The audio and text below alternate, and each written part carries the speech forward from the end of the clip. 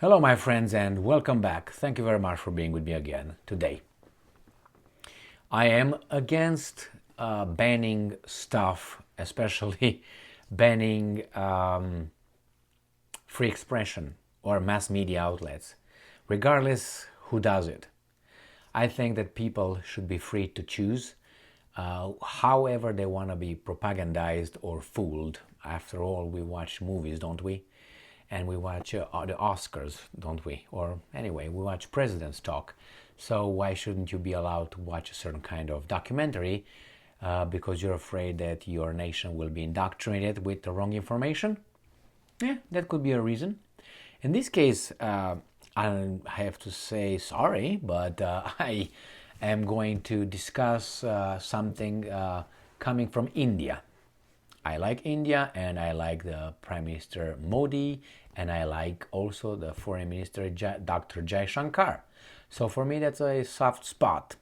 But I don't think they did a right thing here. And what am I talking about?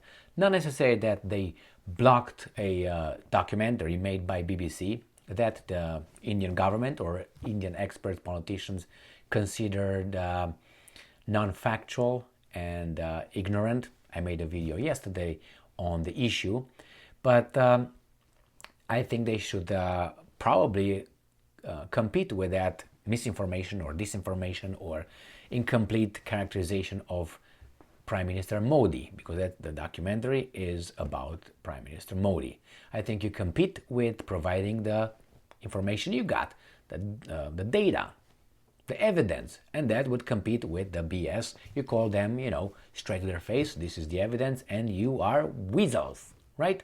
So what am I talking about? I'm talking about this little article here, and this article talks about, it's coming from Russia Today. I picked it from Russia Today because it was the easiest way to do it. You can find it in many other outlets. So this article is from January 22nd, 2023. India blocks BBC, and I'm quoting, propaganda piece, end quote. The mini-series ties Prime Minister Narendra Modi to a bloody and fatal ethnic riot.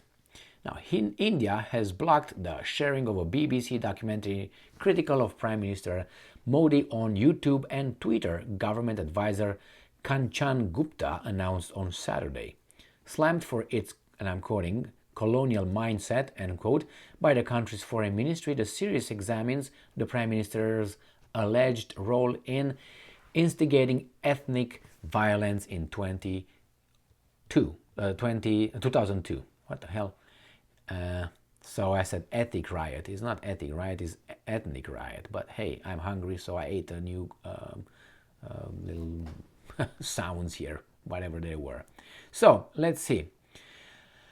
Both social media platforms have complied with the ministry's instructions, Gupta added. So, the Indian Ministry of Information and Broadcasting asked YouTube to block clips of the documentary, censorship, right?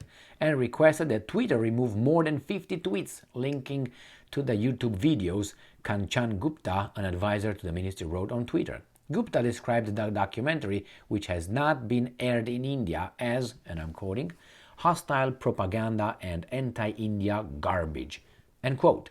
He claimed that allowing it to be viewed would undermine, and I'm quoting, undermine the sovereignty and integrity of India, end quote, and could inflame ethnic tension, end quote.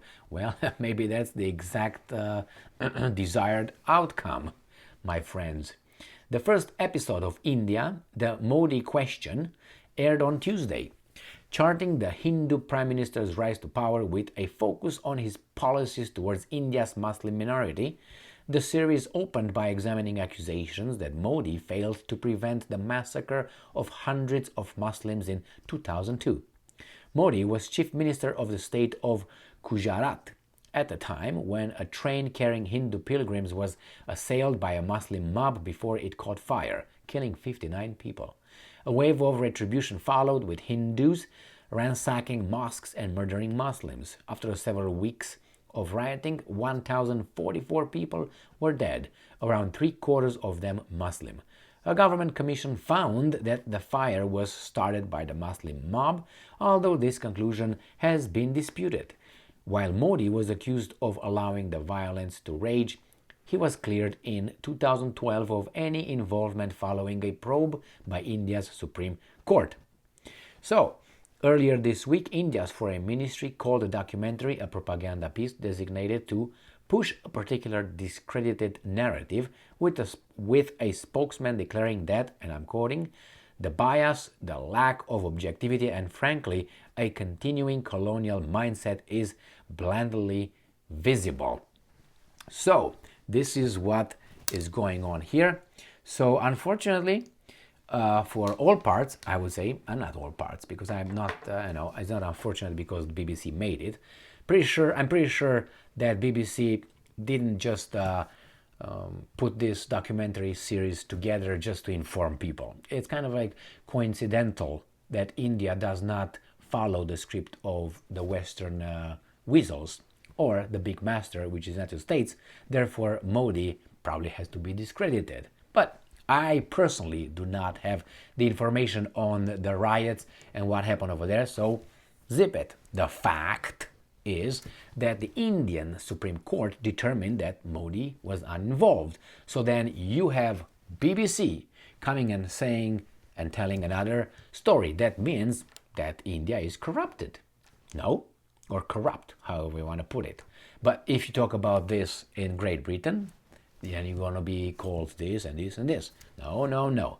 I just read a little weasel article that Sunak, the prime minister, who's Indian by origin, he was driving a car without his seatbelt on, and the law-abiding and right officers, police officers, find him, stop him and say, "Mr. Prime Minister, sorry, but we have to fine you here. Here's a ticket from you, a citation."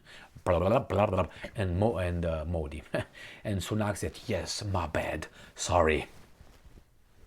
Give it to me. I don't have money, but I will take it from your taxes." Anyway, so, and that is to tell us that nobody in the Western world is above the law.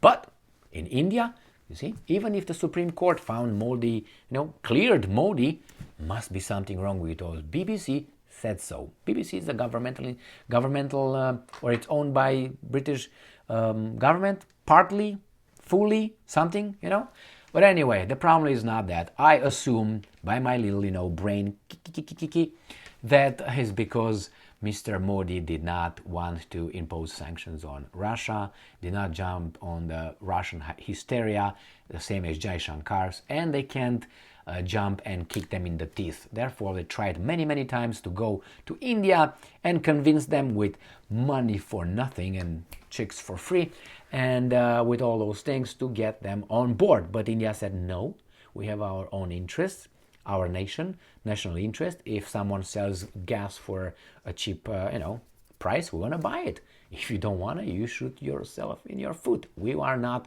going to do that. A very, very intelligent Indians I'm talking about. And I don't think this BBC little mini-series is just coincidental, if you know what I mean. But hey, what do I know? But I can assess things because I'm not an idiot, am I? Anyway, I know that mommy and daddy can do things to us if we become naughty. So therefore, I'm going to zip it. Hey, how are you doing? Anyway, this is how the things are ran on this little planet. As I said, remember the neighbor, Pakistan? Yes, Pakistan. And in Pakistan, you used to have that prime minister called Imran Khan, remember? He didn't follow orders either. He went and visited Russia around 24th of February 2022. And then what happened? Motion of, what's that? I can't remember. Motion of support, not support, trust, not support, trust, something like that. I can't remember right now. I'm under all these lights here and with all this audience. Say something, guys. Anyway, and he was just kicked out. Remember, no confidence vote. Thank you, Gigi and Michael. You got a beer, you got some wine. All right, so what happened with Imran Khan? Boo! out. Any orders from anywhere? No. And they couldn't do that with Modi yet. And Jai Shankar. Thank you very much for being with me again today. Stay strong, stay smart. I still don't like that those things were banned, just so you know. I would provide an alternative. The reality, if I have it, I wouldn't ban it, okay? So I would say, this is our evidence. That's how you do it. But hey, that's your country, you do whatever you want with it, but I can still yap around, good or bad. Thank you very much for being with me again today. Stay strong, stay smart, look for the truth, and be just.